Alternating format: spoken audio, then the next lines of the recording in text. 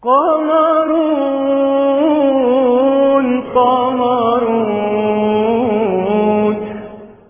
Di suatu hari telah datang seorang A'rabi di depan Rasulullah sallallahu alaihi wasallam. Kemudian dia doa dengan di dalamnya mengandungi macam-macam pujian kepada Allah, menceritakan keagungan Allah. Semua yang selain Allah diatur oleh Allah, diberi rezeki oleh Allah, menyayangi yang besar, menyayangi yang kecil. Jadi kekuatan bagi orang-orang yang lemah. Dialah yang menciptakan langit, menciptakan bumi, menciptakan seluruh makhluk dengan sempurna. Dialah yang memberikan rezeki, yang menolong.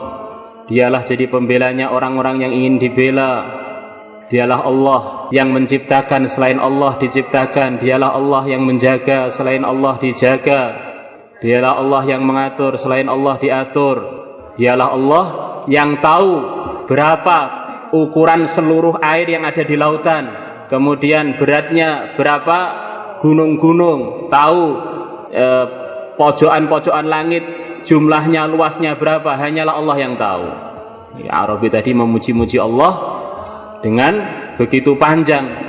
Akhirnya Rasulullah sallallahu alaihi wasallam bilang pada seorang sahabat, "Hei sahabatku, kalau A'rabi tadi sudah selesai doanya, suruh datang kepada saya." Maka A'rabi tadi datang kepada Rasulullah sallallahu alaihi wasallam. Kemudian Nabi menghadiahkan kepada dia satu kantong uang dari emas. Maka A'rabi tadi jadi senang sekali. Ditanya oleh Nabi, "Wahai A'rabi, tahukah kamu kenapa kamu saya beri hadiah satu kantong uang ini?" "Tahu ya Rasulullah, karena saya dengan Tuhan ada kerabat." Maka Nabi mengatakan, "Benar, kamu memang kerabat saya, orang Yaman kerabat saya. Tapi bukan karena itu saya memberikan uang kepada kamu. Saya memberikan uang kepada kamu karena kamu begitu bagus memuji kepada Allah dengan pujian-pujian yang begitu panjang yang diceritakan tadi." Sekarang ini telah datang keagungan dunia, keagungan asbab, keagungan makhluk di hati kita. Benda-benda telah menjadi besar di hati kita. Na'udzubillah, bisa-bisa keagungan Allah menjadi mengecil di hati kita. Kita ini telah tenggelam dalam macam-macam kebendaan, dalam perkantoran, dalam pekerjaan, dalam macam-macam kesibukan dunia. Akhirnya keagungan benda-benda menjadi membesar di hati kita, keagungan Allah menjadi mengecil di hati kita. Sebaliknya para sahabat, mereka sibuk mengagungkan Allah, sibuk mengamalkan agama Allah, memperjuangkan Allah. Akhirnya mereka berhasil mengecilkan selain Allah di hati mereka. Masya Allah, ini diceritakan para sahabat ini berhasil mengecilkan selain Allah dari hati mereka. Diceritakan ada seorang sahabat diutus oleh Rasulullah SAW untuk mengambil upeti dari negeri Bahrain, yang mana negeri Bahrain dari Madinah perlu menyeberang selat, perlu menyeberang lautan. Maka pasukannya Al-Hadrami tidak mawajatus sufun, mereka tidak menemukan adanya perahu. Akhirnya Al-Hadrami bilang kepada lautan, "Hei percikan-percikan air ini, kalian tidak berhak untuk menghalangi perjalanan kami fisabilillah." Maka beliau mengucapkan 4 kalimat yang biasa kita dengar, "Ya Ali ya Azim, ya Halimu ya Alim." Dia tadi ditambah ya Karim atau apa? "Ya Mujiz ajizna." Wahai Allah yang maha menyeberangkan, seberangkan kami untuk menuju Bahrain. Maka diceritakan Al-Ala Al-Hadrami dengan pasukannya menyeberang lautan. Dan di situ ada Abu Hurairah yang meriwayatkan hadis ini.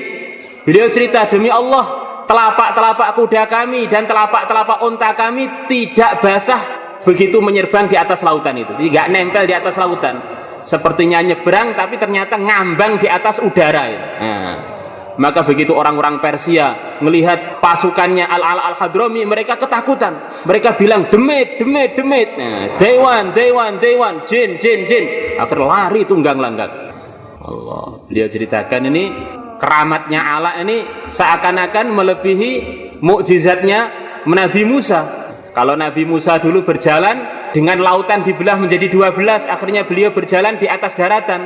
Jadi kalau Allah ini tidak, berjalannya di atas lautan dan tidak nempel di lautan tersebut. Kenapa para hadirin, umat ini kok dimuliakan oleh Allah sampai punya keramat-keramat seperti keramatnya para anbiya, bahkan zahirnya seperti melebihi? Karena umat ini oleh Allah Subhanahu wa taala diberi tanggung jawab seperti tanggung jawabnya ulul azmi minar rusul. Kita tahu ulul azmi minar rusul ada 5, di antaranya Nabi Nuh, di antaranya Nabi Musa, Nabi Isa, Nabi Ibrahim, dan Nabi kita Muhammad sallallahu alaihi wasallam. Para hadirin, bukan ceritanya Abul Ala saja. Ada ceritanya lagi, ceritanya Amr bin As. Waktu itu beliau jadi gubernur Mesir.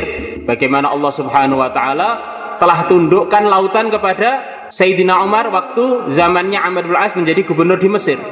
Diceritakan begitu Amr bin As menguasai Mesir, dulu di Mesir ada satu kebudayaan jahiliyah.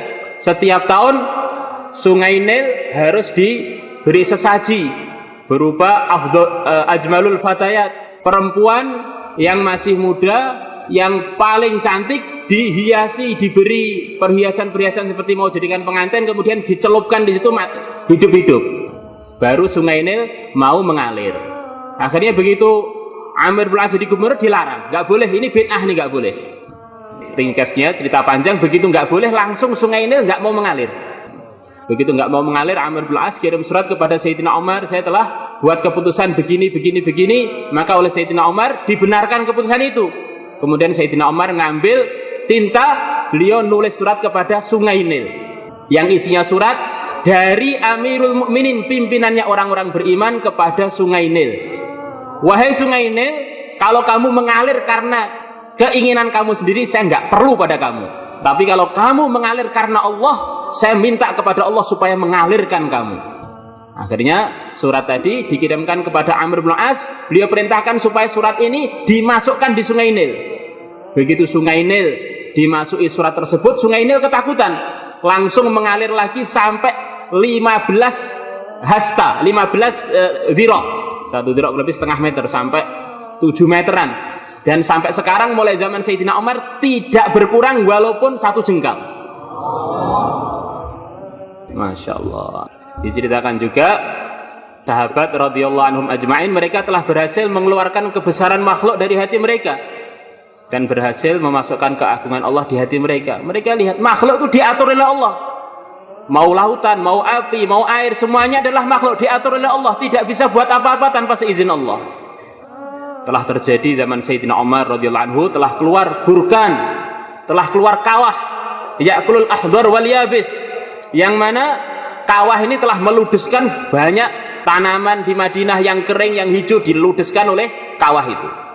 Maka Sayyidina Umar tidak berpikir, para sahabat tidak berpikir kita perlu datangkan asbab apa, tidak.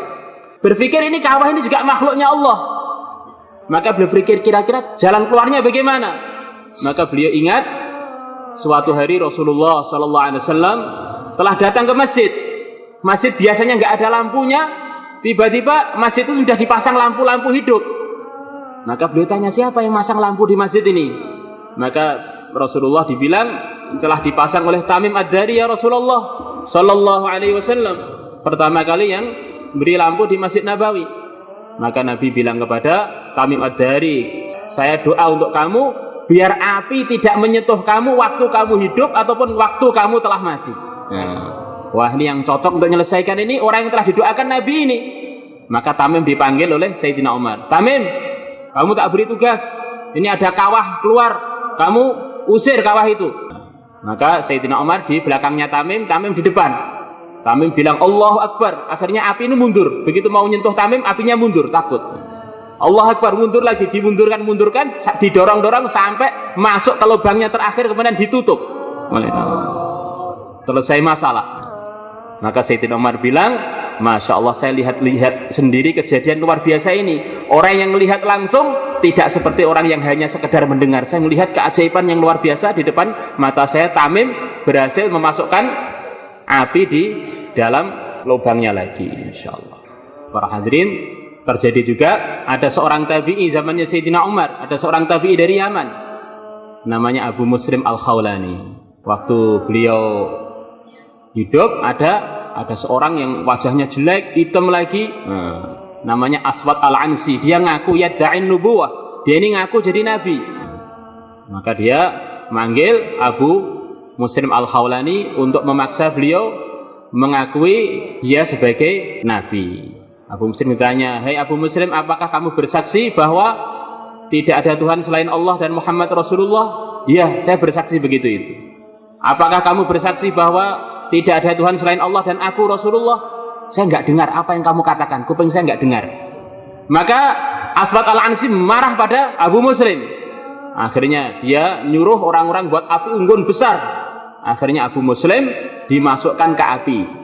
Dalam satu riwayat, beliau dimasukkan di api itu selama 3 hari.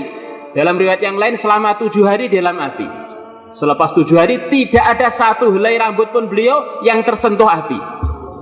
Sebagaimana Nabi Ibrahim alaihi salatu wassalam. Kalau Nabi Ibrahim 40 hari, beliau 7 hari. Karena beliau walaupun orang jauh dari Nabi, tapi karena beliau menghidupkan amalan dakwah, amalan agama, akhirnya Allah tolong beliau sebagaimana tolong Nabi kita Muhammad SAW, sebagaimana tolong ulul azmi, sebagaimana Allah tolong Nabi Ibrahim alaihissalatu wassalam, yang mana beliau telah berhasil menafikan selain Allah dari hati beliau. Akhirnya beliau diusir dari Yaman oleh Aswad, diusir, kemudian beliau pergi ke Madinah. Begitu sampai ke Madinah, beliau ketemu dengan Sayyidina Umar bin Khattab radhiyallahu anhu. Maka Sayyidina Umar senang sekali ketemu di beliau. Alhamdulillah, saya sebelum mati ditemukan di kalangan umat Muhammad ini ada orang yang telah terjadi pada dia sebagaimana kejadian pada Nabi Ibrahim alaihi salatu wassalam.